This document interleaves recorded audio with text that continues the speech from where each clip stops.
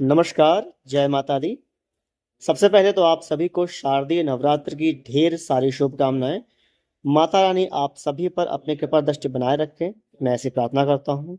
और दूसरी चीज़, मैं आप सभी से क्षमा प्रार्थी हूँ, जो मैंने आपसे कहा था कि मैं नवरात्र में 9 दिन माता जी की 9 कहानियाँ आपको सुनाऊँगा।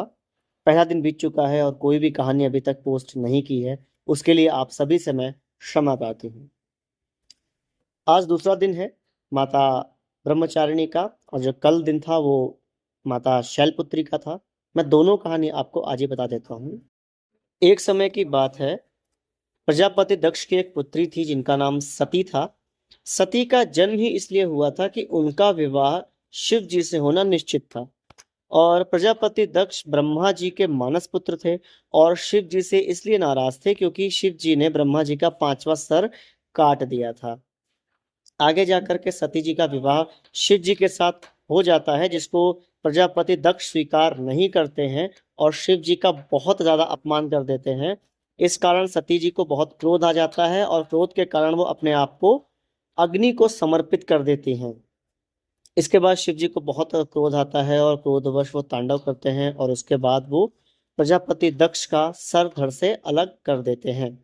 इसके पश्चात जो सती जी थी, उन्होंने दूसरा अवतार लिया हिमालय के घर में। अब चूंकि हिमालय को शैल भी कहा जाता है, इसलिए उनका नाम शैलपुत्री भी रखा गया। तो प्रथम जो नवरात्र में दिन होता है वो शैलपुत्री के नाम का होता है। जो द्वितीय दिन होता है वो माता ब्रह्मचारिणी को समर्पित होता है। जब शैलपुत्री माता बड़ी होती हैं, उसके बाद उनके मन में शिव जी को लेकर प्रेम उत्पन्न होता है, तो वो शिव जी को पाने के लिए बहुत कठिन तपस्या करती हैं। कई सालों तक वो कुछ भी खाती पीती नहीं है। कई सालों तक वो पत्ते खाकर जीवित रहती हैं। कई सालों तक वो पानी पीकर जीवित रहती हैं और उसके बाद वो खाना पीना भी छोड़ देती हैं।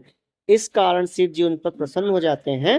अब चूंकि इतनी पूजा करने के बाद इंसान ब्रह्म स्वरूप हो जाता है, इसलिए उनका नाम ब्रह्मचारिणी पड़ा। और माता जी की जो 2 कहानियाँ थी वो कुछ इस प्रकार थी।